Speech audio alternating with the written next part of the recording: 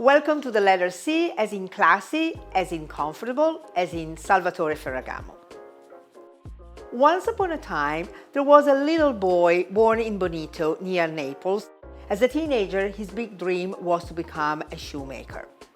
He indeed made it.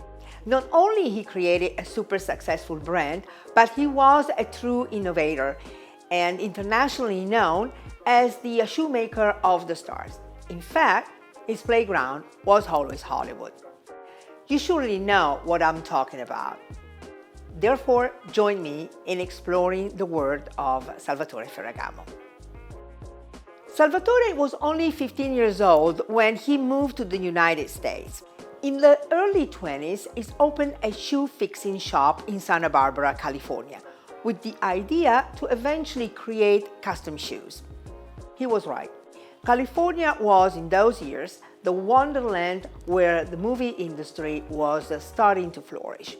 So no surprise when tons of requests for custom-made shoes started landing on his desk. In 1923, Ferragamo opened his Los Angeles shop. In the heartbeat, he became the shoemaker of the stars, although he preferred to refer to himself as the shoemaker of dreams, which would also be the title of his autobiography. During Salvatore's stint in Los Angeles, an almost unknown actress named Joan Crawford was one of his first models. Cecil B. DeMille hired him to produce boots for his production. Mary Pickford, back then the most glamorous actress, was among his first clients, along with Gloria Swanson, Douglas Fairbanks, and Rodolfo Valentino. However, high manufacturing cost and lack of capable craftsmen forced Ferragamo to return to Italy in 1927. He established his headquarters and shoe factory in Florence.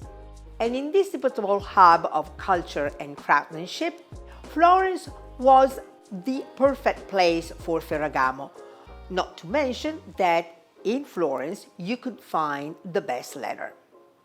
Unfortunately, in 1929, when the stock market crashed, he was forced to declare bankruptcy. Eventually, he managed to pay off his debts, and by 1937, he purchased Palazzo Spini-Ferroni, an elegant 13th century building, which became his workplace and showroom, and is also now the site of the Ferragamo Museum. In 1940, he returned to his hometown, Bonito, to marry Vanda Miletti, the daughter of the village doctor. They had a happy marriage and 6 children, all of whom became involved in the family business. After the Second World War, Florence was once again a tourist destination. An international clientele frequently visited the Ferragamo boutique in Via Tornabuoni. Italian actresses such as Sophia Loren and Hollywood stars such as Audrey Hepburn were loyal customers of Ferragamo. Now, if you combine the quality of Italian craftsmen, the super-duper leather that you can find mostly in the area around Florence, and the passion for harmony and beauty, plus an ebullient creativity, you have the perfect recipe of Ferragamo's legendary footwear. A true artist, Ferragamo created iconic shoes even in a very challenging circumstances. During World War II, when Mussolini banned all the imports from foreign countries and mandated the use of only local materials, Salvatore became known for his inventiveness. For instance, he used cork for wedge platforms, and his suede and leather rainbow sandal, created in 1938 for singer and actress Judy Garland, became an instant success. Ferragamo also paired together different materials, such as hemp, raffia, and lucite. In 1947, he used clear filaments wire, common among fishermen, to create straps around the foot and create the illusion of an invisible shoe. Ferragamo's inspirations also included contemporary artworks.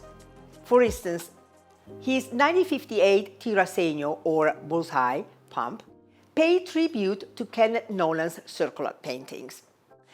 We already mentioned the many international stars who went crazy for Ferragamo's creations. Marilyn Monroe, for instance, wore Ferragamo's famous 4-inch pumps on and offset, like this red rhinestone creation. In 2012, the Salvatore Ferragamo Museum in Florence dedicated an exhibition to the legendary actress, exploring her life and wardrobe. Ferragamo designed shoes for many movies, from Cecil DeMille's blockbusters in the early 20s to the hot love stories of the 40s, like The Postman Always Rings Twice, and here is the blue slingback created for Lana Turner's character, to the musical of the 90s, such as Evita, and the epic sagas of the 2000s, such as Australia. In 1947, 3 years before his death, Salvatore Ferragamo received the prestigious Neiman Marcus Award, and his daughter Fiamma was honored with her own in 1967 thanks to her chic velvet and satin green pump, pictured here. Fiamma, who inherited her father's creativity and business savvy, is the mother of the brand's most successful creation. And we are talking about Vara, a practical mid-heel pump with a signature metal buckle stamped with the family logo and a gross-grain bow, which was launched in 1979. And Vara, very important, is the most famous and best-selling shoe ever in the world. In the 60s, Ferragamo started producing scarves and later on accessories, women's wear, and menswear collection, as well as bags and fragrances. Another recurring motif in the brand style is the gancino, a backwards horseshoe which appears on handbags, belts, shoes, and even on ties and scarves. Here, for instance, is their first gancino bag from 1988, designed by Fiamma for her mother, Wanda. In Italian, gancino is a small metal hook used to hang objects, and the iconic shape might have been inspired by the wrought iron gate of the aforementioned Palazzo Spini Ferroni. Today, the palazzo is also the site of Ferragamo's eponymous museum, which opened to the public in 1999. 4 years later, the company won the Guggenheim Enterprise and Cultural Prize for its contributions to the world of culture. Wanda Ferragamo, Salvatore's widow, first as a president and then as a chairwoman, oversaw the growth of the company until her death in 2018. She received many awards, including the Honorary Officer of British Empire and the Cavaliere di Gran Croce, a top honor in Italy. And here she is photographed with the President of Italian Republic, Carlo Azeglio Ciampi. Today, the company continues to produce high-quality, ready-to-wear and fashion accessories, in addition, of course, to its famous footwear.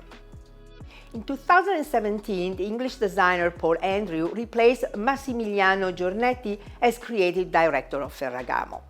Andrew's aesthetic was deeply influenced by modern and contemporary art.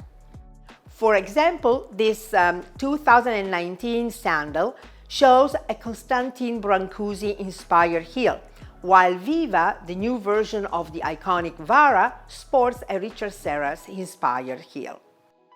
Ferragamo, Shoemaker of Dreams, is a documentary on Ferragamo's life and legacy by Luca Guadagnino, which was screened out of competition at the Venice Film Festival in 2020. Luca Guadagnino also directed this short film featuring the Ferragamo Spring 2021 collection. Ferragamo went public on the Milan Stock Exchange in 2011. Lately, the brand experienced some serious shakeups. In 2021, the designer Paul Andrew abruptly announced his exit. That same year, Chairman Ferruccio Ferragamo stepped down as the president of the company and was replaced by his brother Leonardo. Today, Ferragamo is experiencing a favorable and profitable season under the guidance of its new CEO, Marco Gobbetti. In March 2022, the company named the young designer Maximilian Davis its new creative director. This appointment was the first major move made by Gobbetti. Davis's first collection, Spring 2023, was classy, chic, tailored, and minimal, and received very good reviews from the international press. Thanks for listening. And keep in mind what the legendary costume designer Edith had said. Fashion is a language. Some know it, some learn it like an instinct. Goodbye.